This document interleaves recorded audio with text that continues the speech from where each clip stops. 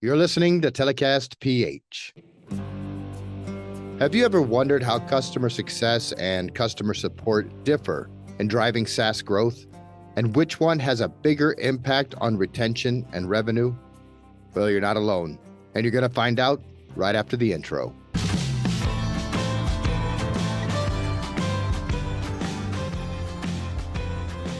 Hello all, and welcome back to another episode of Telecast PH as we continue on with our series about scaling and managing SaaS support teams. I'm Jeff Thompson, your host, Director of Client Solutions here at Telework PH, and the voice of offshore outsourcing. Thank you so much for joining. Now, today we are talking about customer success versus customer support. Now, both play extremely important roles in every company, and both are critical. However, the question does sometimes loom. How do they differ, and are they actually that different? Well, I'm here to tell you they are. I had the privilege of having a conversation with Kishore about this very topic. Kishore has massive experience in both departments and in business development. He has scaled support and success remote teams globally for some major enterprise companies, and in our conversation, we dove deep into the two departments, how they differ, and how they can both impact revenue and even customer advocacy. This is not one you're going to want to miss.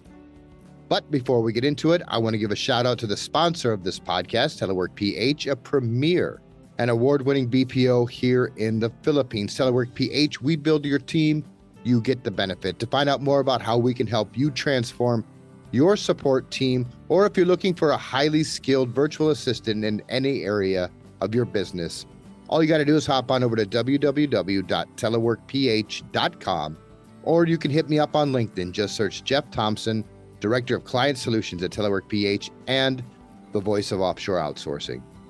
All right, now let's get into the conversation with Kishore. Hello all, and welcome back to Telecast PH as we continue on with our series on scaling and managing customer support teams.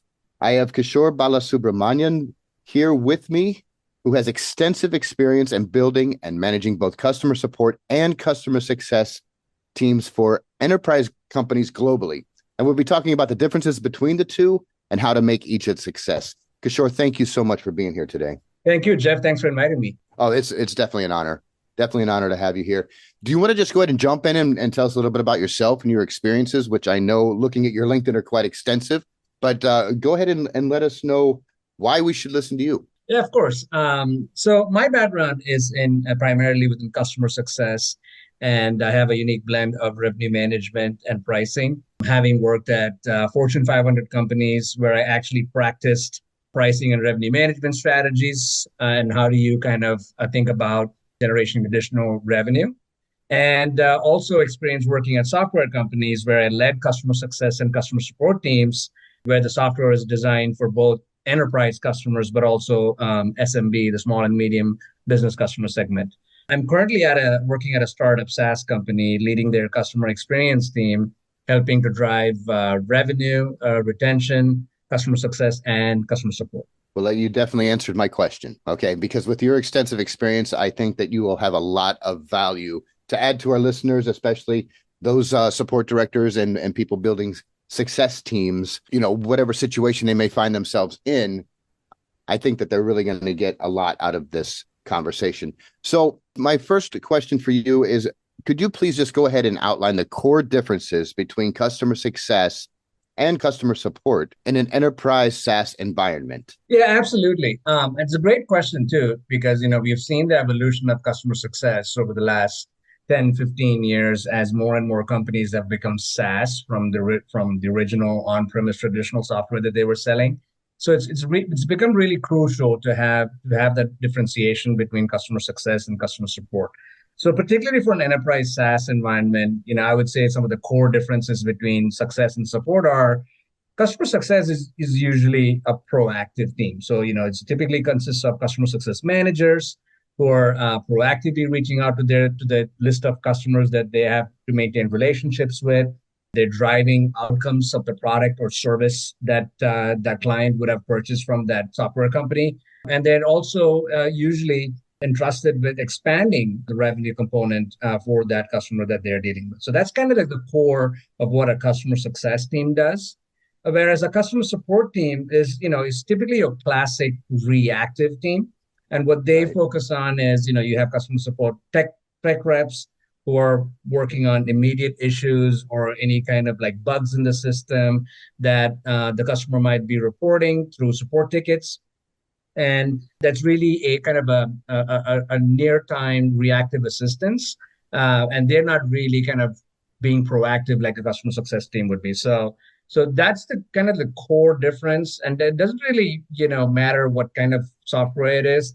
If you're a SaaS company, you kind of want to have both, and they both more are complementary teams. And then you got to have separation in terms of the roles and responsibilities. But I would say those are some of the key kind of differences. So, based on what you just said about how they are different, can you tell us how customer success can uniquely contribute to a SaaS company's go-to-market strategy compared to customer support? Yeah, that's an interesting question. And in a lot of companies, there's a lot of misunderstandings too when it comes to success and support because depending upon the growth stage of the company, it's natural for companies to kind of evolve the function of success. Sometimes clients misunderstand it too.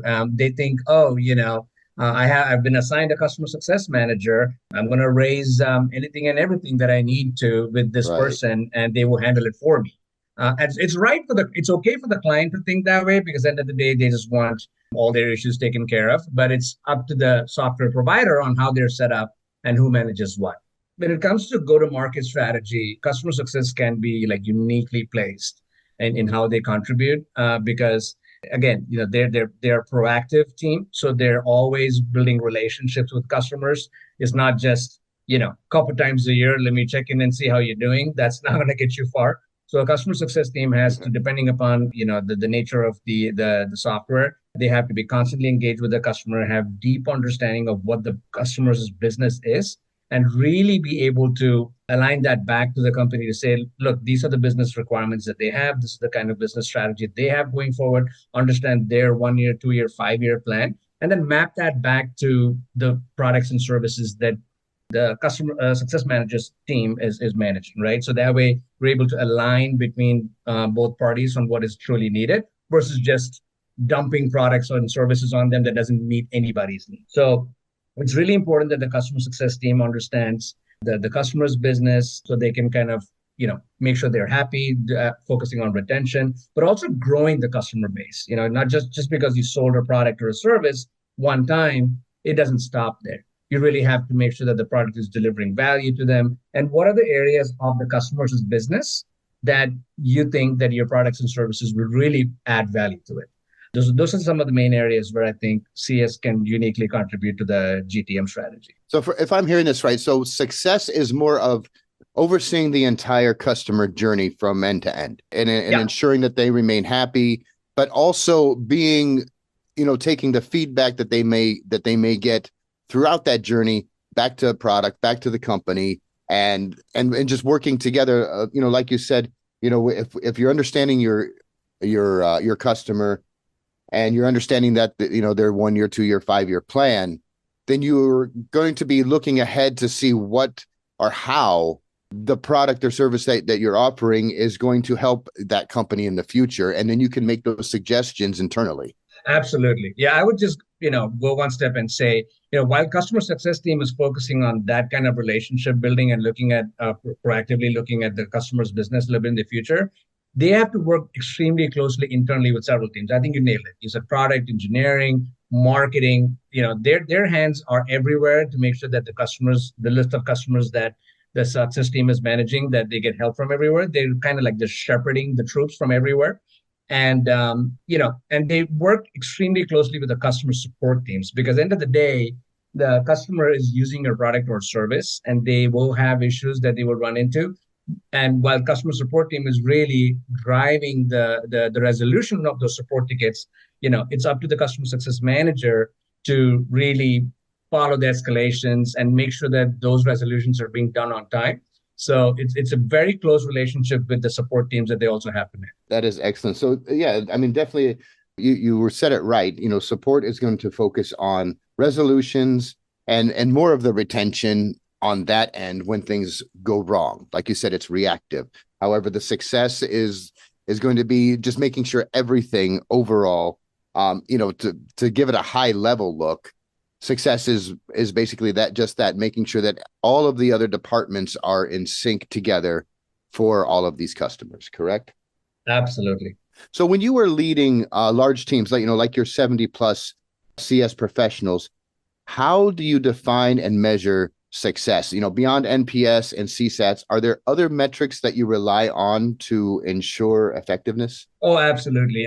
NPS and CSAT is great. It gives you kind of an understanding of the overall satisfaction of the customers, and CSAT is more really around the customer support area, I would say. And NPS kind of gives you a glimpse into, if the customer is happy and happy enough to kind of just promote you or your brand or your product to other companies. So you kind of get a good feel there. But I wouldn't stop it at that. I mean, with the evolution of SaaS companies and with customers getting more and more options with choosing software companies, it's becoming easier. Again, depending upon your product, some products are stickier than the others, but I would say it's getting easier and easier for customers to be able to look at many different SaaS providers, and the cost of switching is also coming down, right? So with that, you don't want to just focus on the NPS and CSAT. You definitely want to start building out some other metrics and start getting feedback on the overall health of the customer, and get feedback from many different angles. So you can kind of paint a total 360 picture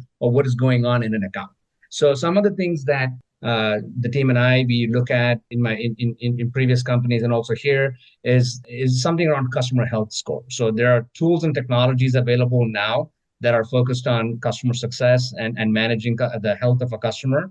And it's called Account 360. So that gives you several different angles from product usage. How's the customer using your product? Looking at some of those metrics and looking at support ticket volumes and resolutions. So we pipe that data into an account, looking at kind of like things like customer lifetime value, right? So what is Mm. the kind of the expansion opportunities that you can get in the lifetime of this customer being with you? So we can start modeling some of that feedback coming in. And what's happening with the churn rate? How, depending upon the product or the service that you're selling, how many customers are staying with you and how many customers are expanding with you. So those are some of the other metrics that more and more SaaS companies are starting to dive into to get a full picture, versus just saying that, oh yes, we got a great CSAT rating or we got a great NPS rating, so we're probably in the right boat.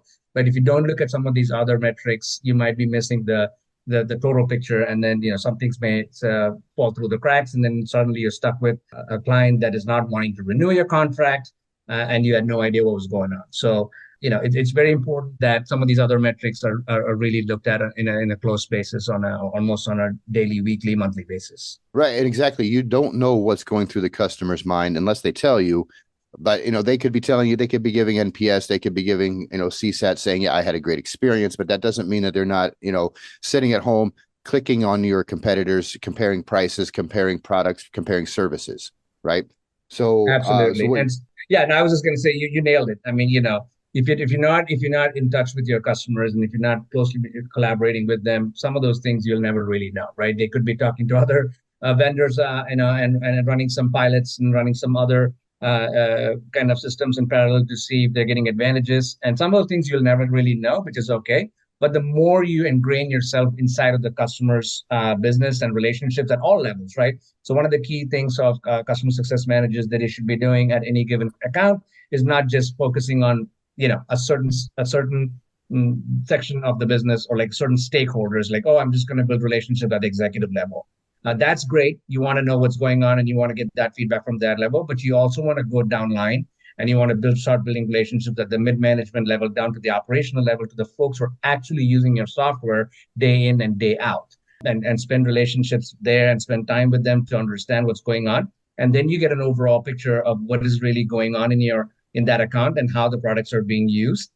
That way, all that feedback can be then brought back into whatever technology and software you're using to kind of build this picture of, okay, this account is healthy because I've gotten feedback from so many different areas. or this account is not healthy and we need to do something. Right, because building those relationships with the people that are on the ground that are actually using the product, you also don't know who might be courting them. The competition, they have marketing teams, they have sales teams, they have biz dev teams that are out there, trying to find out what are the pain points. And if you're not interested in the pain points of the mid management, like you said, or the people that are actually using the product, and you're only focused on the executives that are happy with the price, perhaps, you know what I mean? The executives still listen to their people, right? So if you have your competition out there that is, like I said, is courting and finding out the pain points of the people that are using your product, and you don't know what their pain points are, though, then they definitely have a leg up. That is a great comprehensive answer.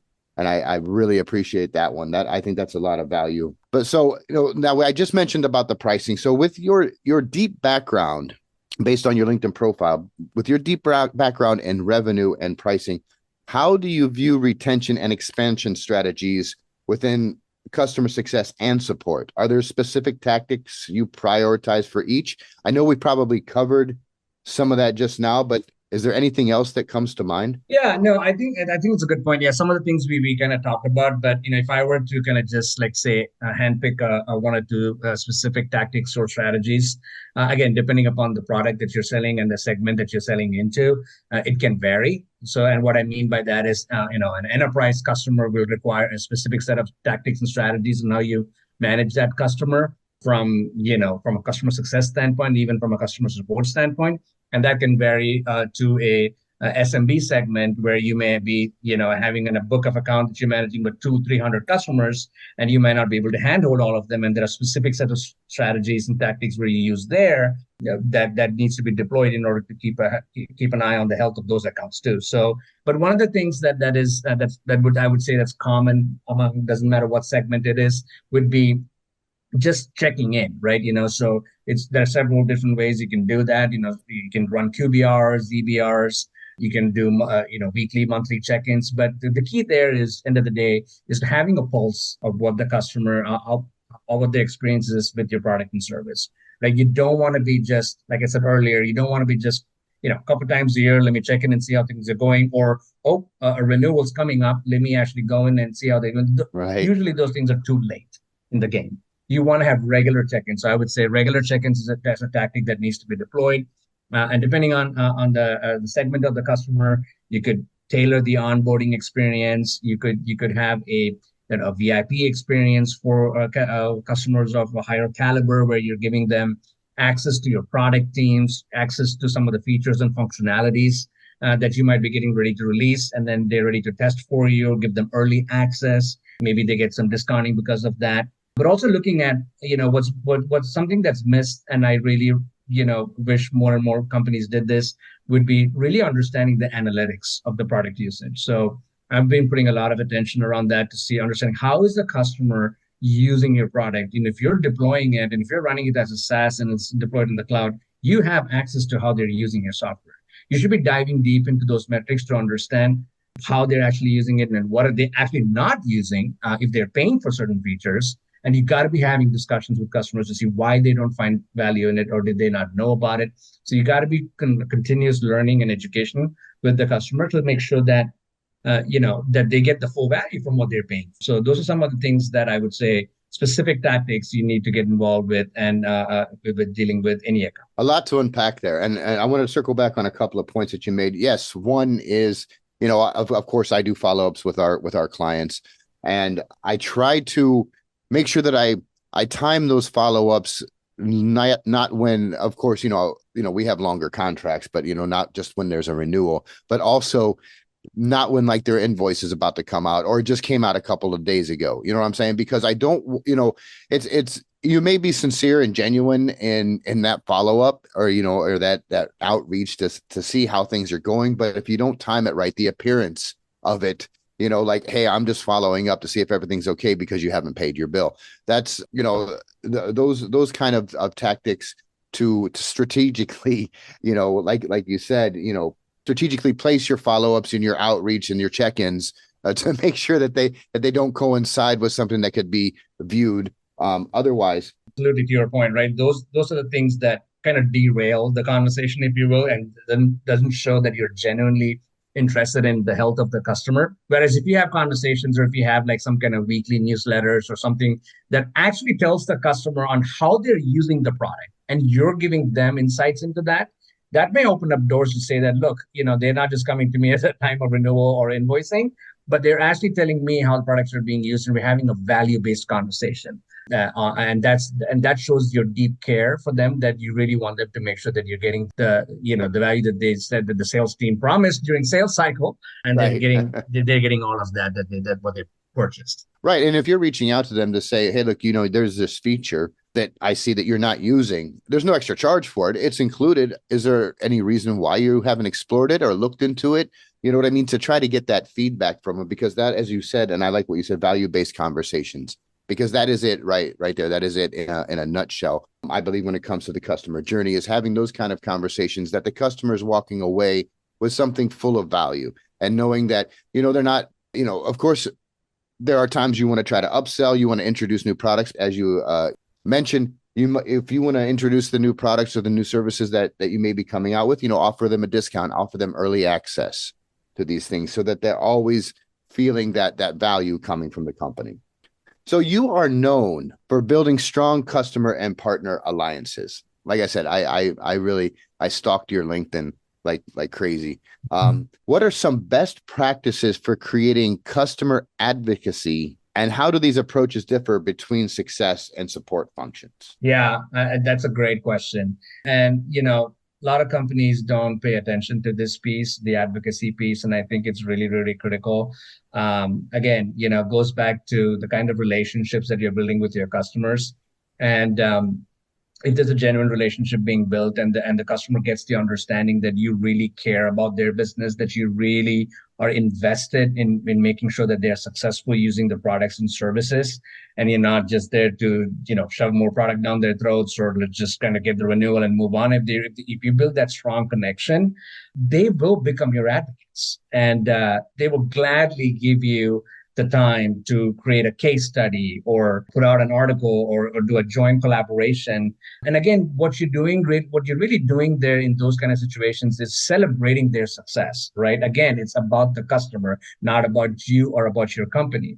You want to be careful. You don't want to go out there, doing advocacy to say that, can you talk about my company? Can you talk about us? It's that, again, you've missed the mark if you do that. It's about celebrating the customer's success and the value that they get from the products and services that they're consuming from you. If you have those great relationships and the product is truly delivering value, there's not a customer who will not provide advocacy. And those case studies and those advocacy assets that they provide to you, that's the marketing that you want, and you put out there, and that is truly invaluable. You put that on your website, you put it wherever you want, and that creates the word around how and why customers select your product and services, and how are they getting value. That's really what other customers or other prospects who might be thinking about purchasing from you want to hear. So I think it's very critical that within the customer success teams, that that is a key component or a key metric that should be part of KPI for a CSM, in my opinion, to see how many advocacy assets are they able to create, and for the right reasons. Because if you don't have a customer who's willing to, talk about the success that they're getting out of your products and services, that's another piece of feedback that things may not be right. They may be just renewing your contract. They may be just kind of like chugging along with you, but you really don't know what they might be thinking about if there's somebody else that they're talking to, because they're refusing to give you an advocacy or an ask. Right now, sometimes there may be some legal and then other marketing restrictions. Yeah. But that aside, even if they don't want to make it public, if they're privately talking about it with other stakeholders, and if they're happy to kind of jump in and give you some kudos around your products and services, that's good in itself. So there's always different types of advocacy, but it's a key component, and I'm glad you asked about it, because that's a key component to show the success of your product or services with the customer. Now, that's at the success side.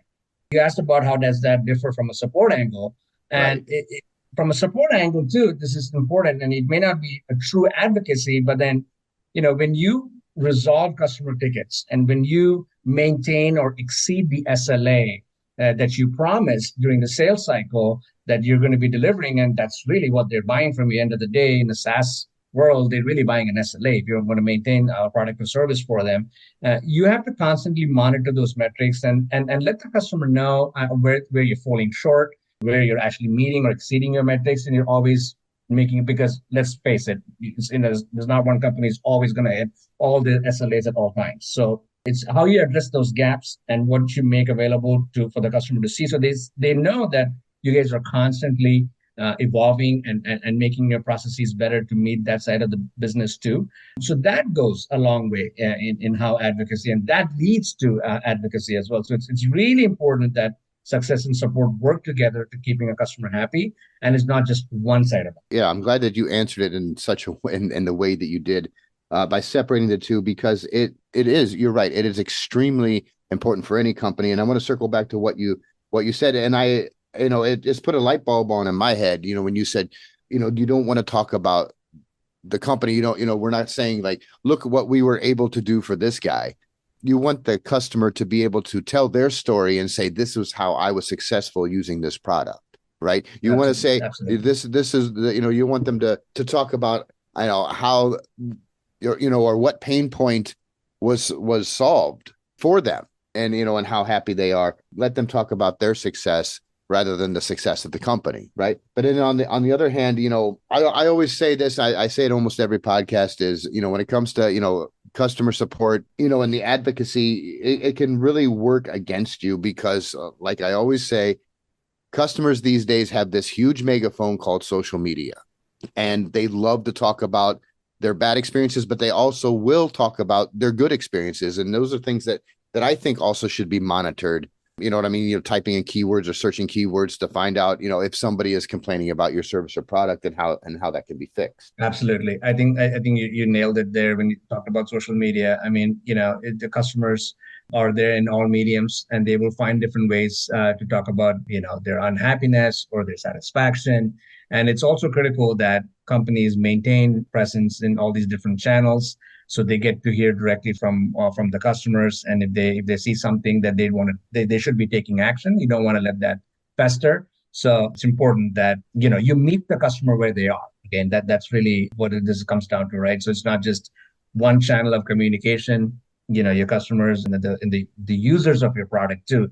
We talked about that earlier. Folks who are actually using your product, they may be there on social media talking to other folks, and commenting on different things about how the service is holding up or not, and you want to keep an eye on those kind of. Yeah, you're right. Now, if we put it into, like, say, a simpler context, let's say I live in Houston, and I love this certain pizzeria, right? And I'm posting about how great this pizza is, but then, yes, somebody else is saying, but you know what? I've tried their pizza. It's better over here. Check it out. So that's one thing that you never know is what can be happening, behind the scenes. Yeah, that's correct. I think you need to keep all options open on the table to see where your customers are traversing, and be able to kind of just digest all that data.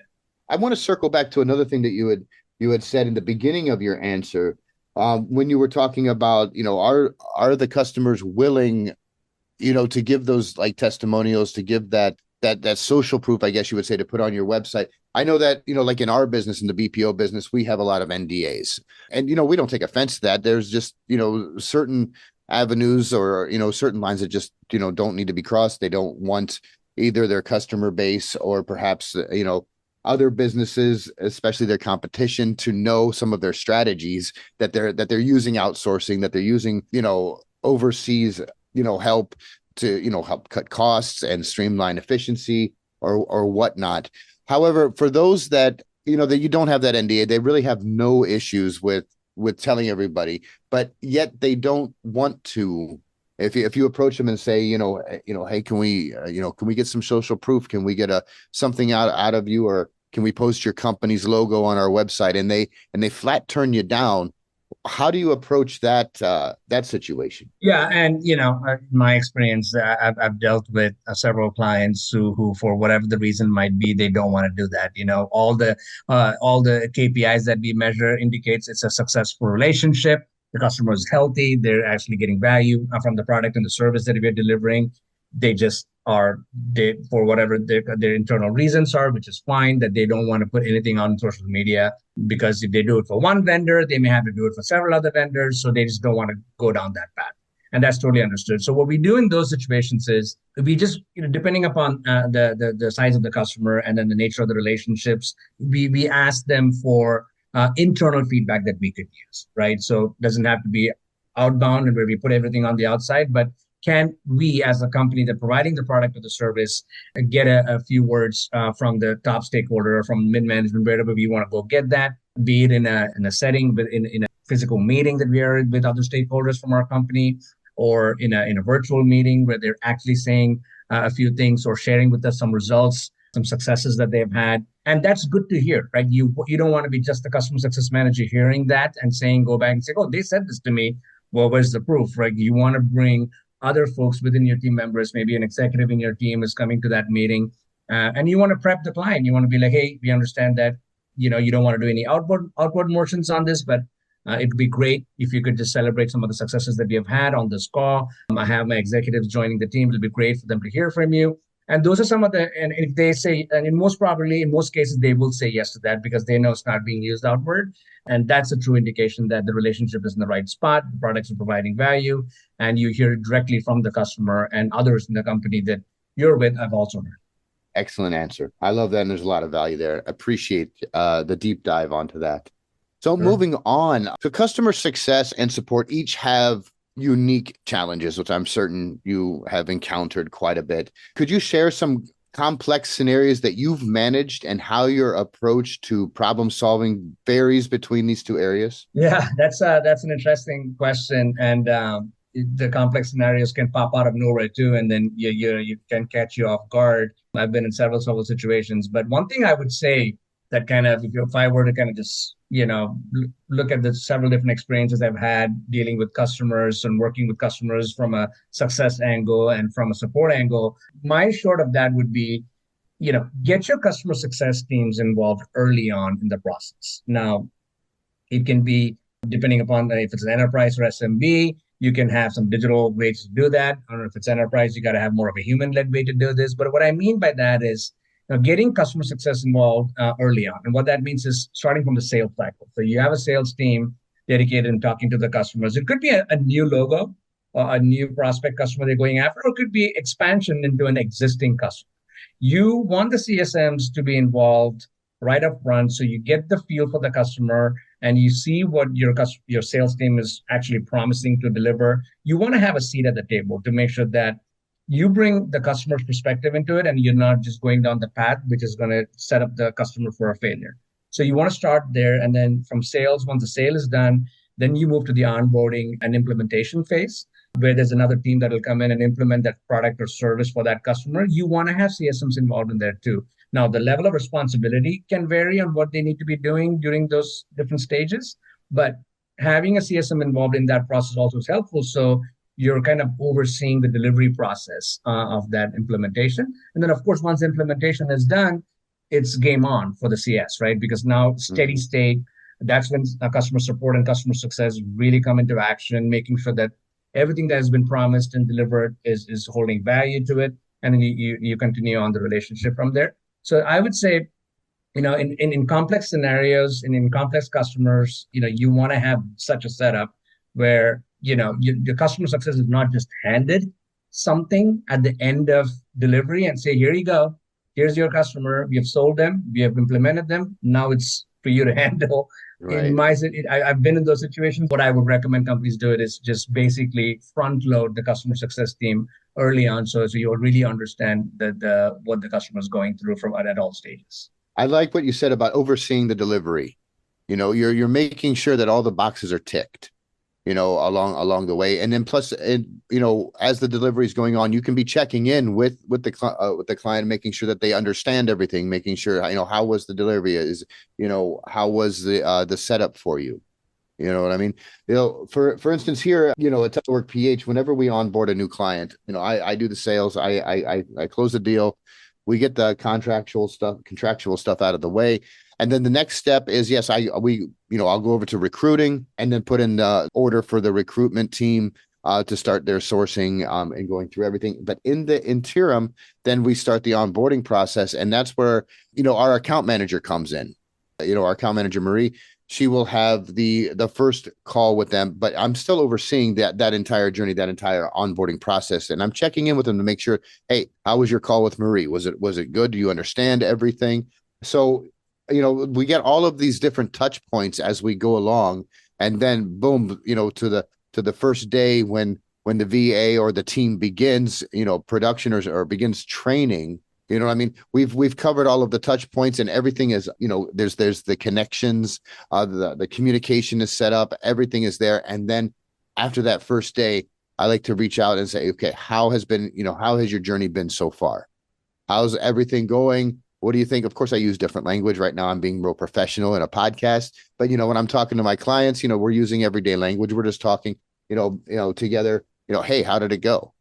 Is there anything that you see, any lapses that you wish were different, stuff like that, and then it just takes on from there. And then then it's like, here you go, Marie, we'll work together the rest of the way.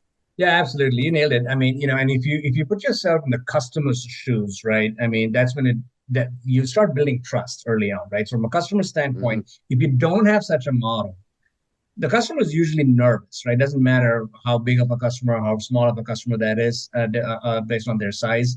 But the minute a customer signs a contract, they get slightly nervous. Like, now you've gone and purchased this. Right. You don't want to have any regrets. And they feel like they're going to be handed from one team to another team to another team to another team. And by having a constant, customer success can be that constant that maintains that trust from the customer. They know they can reach out to somebody. Yes, there are different teams that have different objectives that all along the different life cycle of the customer, but there is a constant individual there in customer success who's making sure that things are going right for them. And that gives them trust, and that gives them a sense of relief that they can go to somebody and then they're not going to be tossed around from one person to another or from team to team. And it's easier said than done, depending upon what the size of the customer or the size of the product. Enterprise customers, it's easier to do that because you can dedicate folks to be able to do that. For an SMB segment, it's slightly difficult because you can't have a dedicated account manager or a customer success manager for hundreds of accounts. If the subscription plan or the price is low, but there's a lot of digital ways to do this. You can check in with customers, like you said, more from a digital standpoint and have connections that way. So it's absolutely critical from a customer's perspective too to have that touch points throughout the journey. Exactly. And I like what you said about, building the trust, and that starts with sales. That starts with their first touch point when they're contacting the salesperson. I do the sales for Telework PH, and I have, in the past, of course, you bring you talk to coaches, you talk to other business leaders just to get input, and there have been some that have come along and said, well, you got to do this and try to do this. And it's almost manipulative along the way. And I refuse to do it. I won't do it. I will not try to trick somebody, you know what I mean, into taking a sales call or whatever. I'm straight, because that right there, that's where the trust starts. And if you get somebody into a sales call and all of a sudden they feel tricked, they feel manipulated, well, and even let's say they buy, they're always going to have that mistrust along the way, and it's going to lead into more work for the company to do, more work for the CS managers to do. You know what I'm saying? To build and maintain that trust. So every touch point has to be with the highest integrity, if you ask me, in my opinion. And that's what I try to employ with at Telework PH with our business. I don't make inflated promises. I don't do any of that, those kind of things. Straight to the point, tell you how it is. If the answer is no, the answer is no. You know what I mean? In this business, sometimes the answer is no, like, no, we can't do that. Right. And then, like you said, right, you go to the SMBs, obviously we have,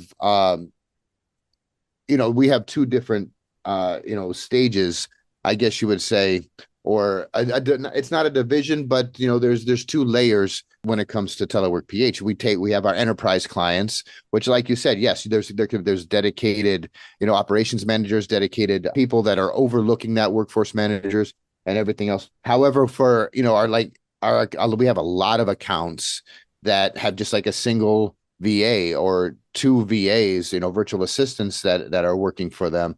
And then that's where we have an account manager who's handling, several of those. But it's still a very, very successful setup because we're still hitting those touch points. We're still reaching out as much as possible. Absolutely. I think that's the key. So in scaling customer success and support teams globally, now this is something I know that you and I spoke about in our pre-interview for this podcast, and you were telling me about how you've run teams where you were traveling from region to region to region, always flying here and there, checking on your teams. So in scaling the customer success and support teams globally, what strategies did you find essential for ensuring a consistent and high quality experience across those different regions?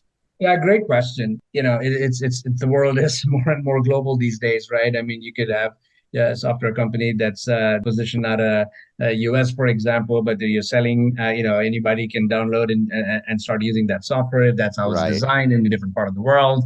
And with that comes challenges, right? And then if you have dispersed teams, which these days remote teams are everywhere for every company, and they have talent across the world that they're hiring in order to maintain operations, but also customer satisfaction, customer support. So it's important, it can get tricky. It can get really tricky. I mean, you have some challenges with time zones and other things. But what I would say is, just from my experience, the company has to standardize as much process as possible, be it support operations or success operations. And what I mean by that is, if you standardize those processes, then you have a kind of a playbook that you can deploy between success managers and for support managers. But you gotta have a standard process that scales globally, but you gotta have local adaptation, right? So when you have local adaptation, that's when you start addressing the regional nuances. So customer in the Philippines may have slightly different sensitivities on how they operate versus a customer in Germany. So if you have certain processes that are aligned to how you run your operations, that's a common language that everybody can understand, saying, okay, here's a checklist of things on how we do our implementation. Here's a checklist of things on how we look at things when it comes to support. So that is widely understood, because you're speaking the business language. But then how do you execute on that? How do you implement that? That's where the nuances come in. So you got to have local adaptation, and you got to be, you got to keep in mind of cultural sensitivities too, right? You can't. Every region is different. You got to be able to understand that. You may have local teams, depending upon the size of your company, that can jump in and go talk to the customer, or meet that customer, or be in that exact same time zone, and then maybe it's less of an issue. But sometimes you don't. I've been in situations where, like you said, I've traveled across regions, but I keep cultural sensitivities in mind when I'm talking to different customers in different parts of the world. And you take a slightly different approach, and what may work for one customer may not work for another customer, even though you may have a standardized process, and you're gonna have to adjust accordingly. So you got to understand those local nuances. You may have to tailor some trainings and some onboarding kind of materials. Other things like being multilingual support. You don't have to be multilingual, but if you have to, you can provide support in different languages so they can understand it better. Provide training materials that you can translate and adapt so they can read it better. Those are some of the very specific things that you can focus on. So customers across regions can have a unified experience, and it also lets them know that you're able to adapt to different regional kind of requirements, and they see success in that. That is a great answer, and I love that you brought up the local and the cultural sensitivities and the local adaptations, because again, being a BPO here in the Philippines, we run into this quite often with some of our Western clients that we have processes, we have compliances that are different, right? The Philippines has its own set of compliances. I'm not saying one is better than the other, but they're just different, and sometimes it's strange to our Western clients, but they adapt just fine. It brings to mind, we have one client, and I don't think he's going to mind me mentioning his name's Jason, and we love this guy. And he had never outsourced before, right? He had never, had a VA, and he absolutely did not know anything about it. He'd heard of it, but he didn't know how it could fit into his business. So we got into a sales call and we talked to him. I talked to him a couple of times, and he started he's a very meticulous guy, and he started, doing his research and everything else. And to this, that like today's we're recording this on November 1st, which is a huge holiday here in the Philippines, right? And he reached out to me today, and to the account manager, and said, hey, I just want to wish you, happy November 1, to have time with your families. It's those kind of personal touches, from the clients as well, that we appreciate. So when you are opening up your business and you're growing across, regions, I should say opening up your business, when you're expanding your business across regions, having that local adaptation. I'll give another example to your point. McDonald's in the US, okay, not that I am aware of, not that I am aware of at all, does not have fried chicken. Here in the Philippines, you come here and fried chicken is one of the biggest sellers. I bet you they sell more fried chicken than they do Big Macs, right? Because in the Philippines, fried chicken is a favorite. It's more popular than burgers, right? There's an example of a company, a global company that adapts to every different country. When if you go to India, if you go to Japan, I believe there's McDonald's in Japan. They all have different menus because they've adapted to the local culture.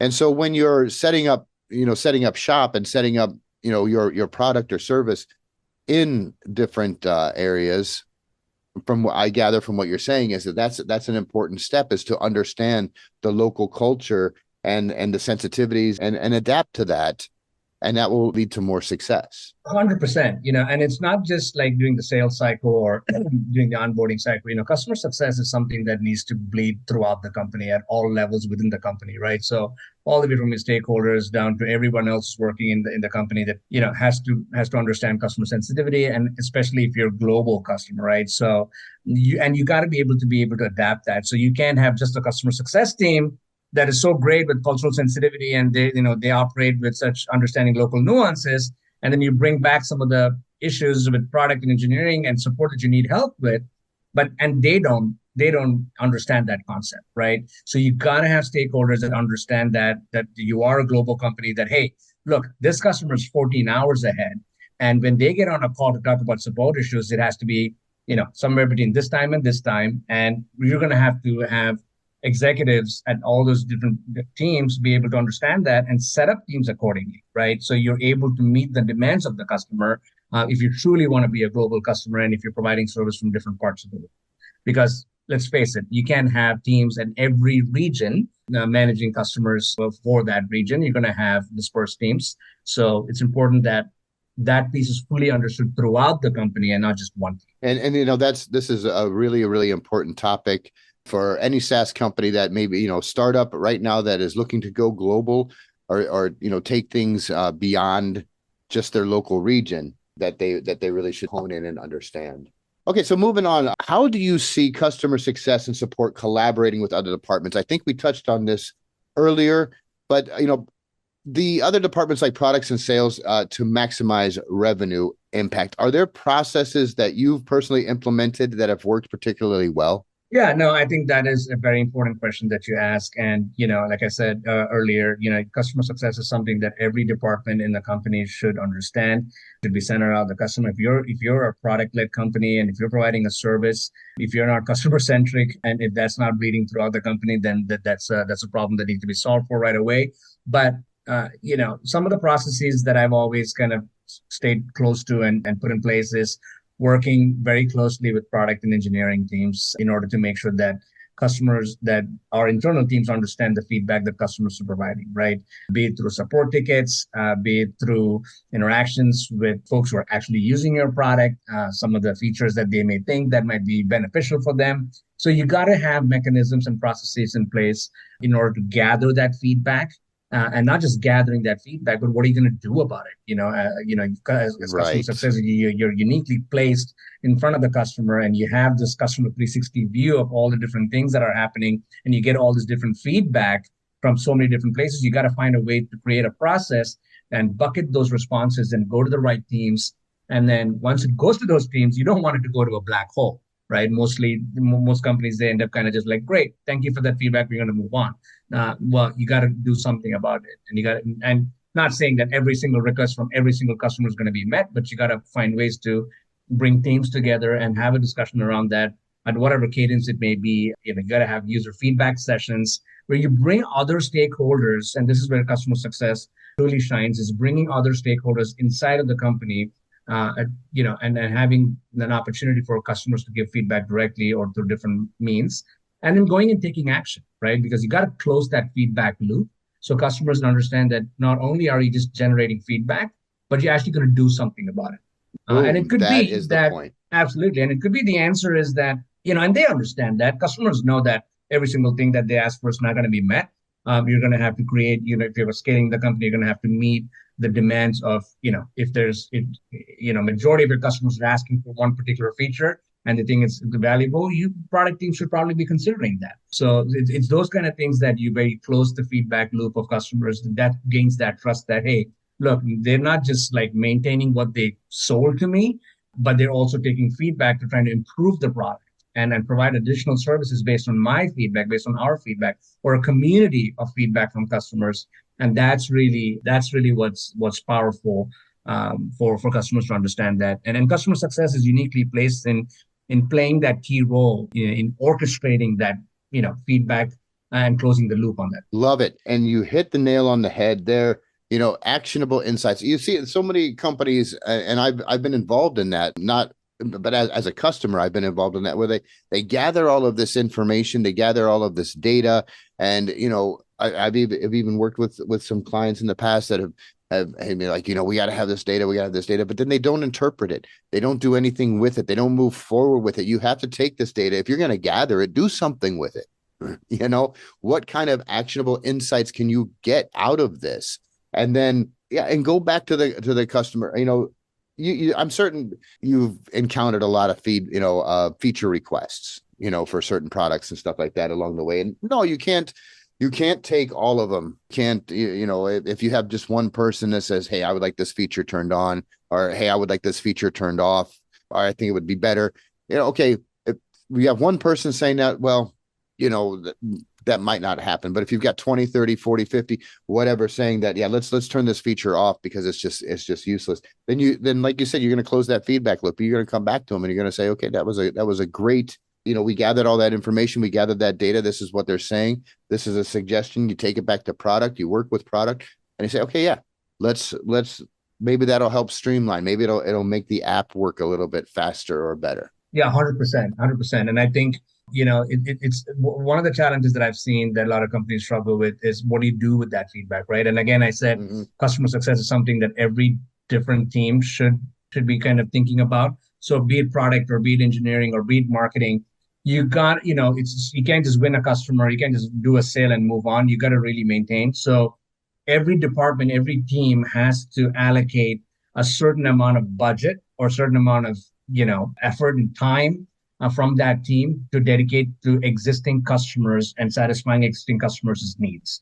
And that's usually something that's like not thought about because everyone's busy building the new shiny thing that they want to put out. Right. And then, you lose customers because of that, right? So you want to have a certain a bucket of time or bucket of dollars that every department stakeholders can run to say that this amount of time and this amount of effort, we're going to dedicate every week, every month, every quarter to taking care of customers' issues that may come through feature requests or ongoing maintenance-related items. And I think that's what moves the needle. So we're getting close to the end here. I just have a couple of questions left, but I think that I really want to get your insight here.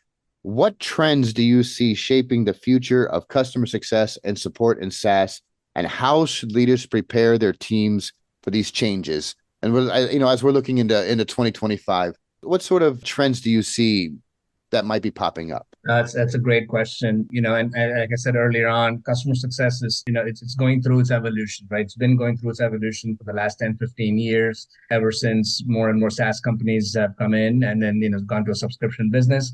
So with that comes changes to how customer success is looked at. Some of the trends that I'm seeing is that customer success is, given the nature of how the economies are moving and how business is moving ahead, customer success teams are being transitioned more into the revenue side of things. So it's not just making sure the customer is happy and you're doing a lot of retention work, but I think a lot of customer success teams are being looked at for expansion opportunities, right? Because who better than a customer success manager who's closely associated with an existing customer to understand what other revenue opportunities that are there to unlock for the right reasons for the value of the customer. So I think I see a trend where PS is moving more in that direction.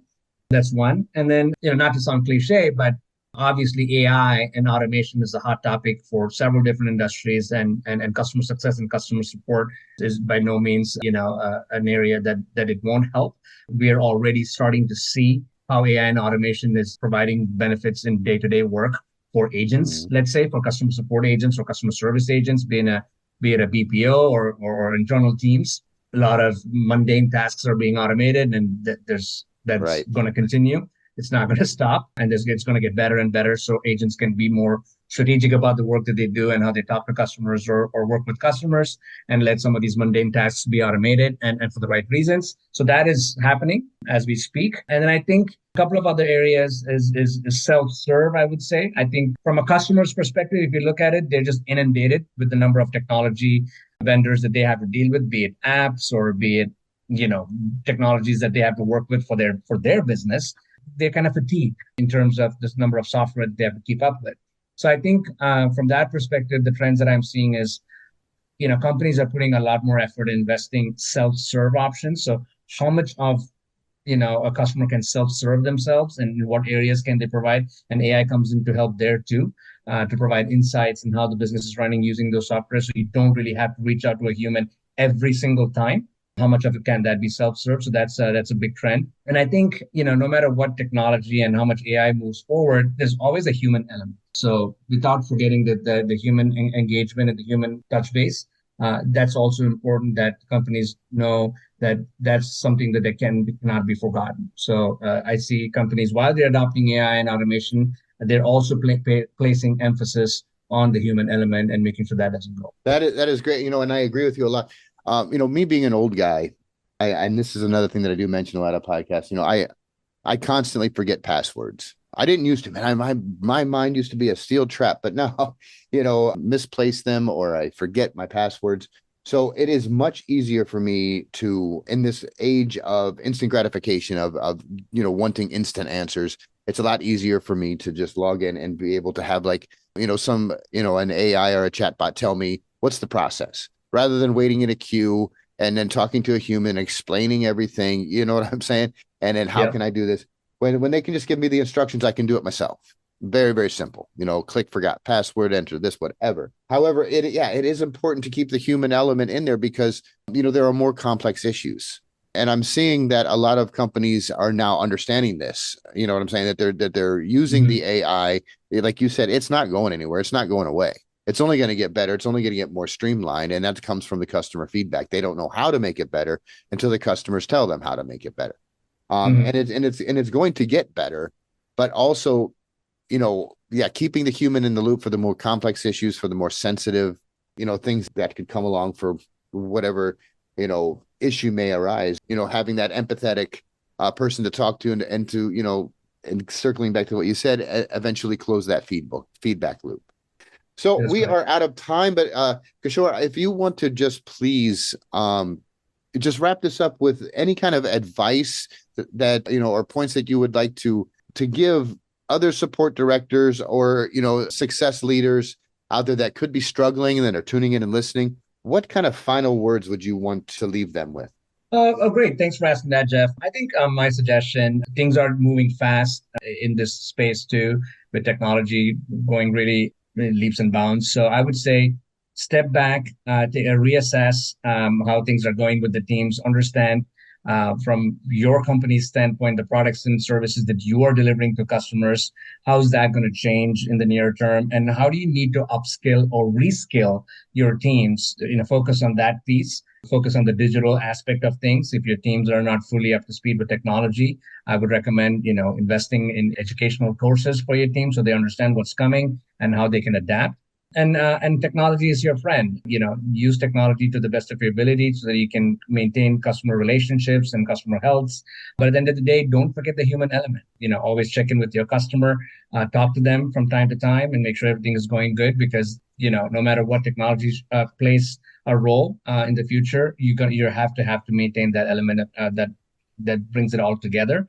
And at the end of the day, it's all about the teams that manage the business, right? So focus on the well-being and the work-life balance for your teams, because they're the ones who are doing all the work. So and make sure your teams are in a good spot. So I would say those would be my words of advice. Kishore, thank you so much for being here, and hopefully we'll talk to you soon. Thank you so much, Jeff. It's been a pleasure.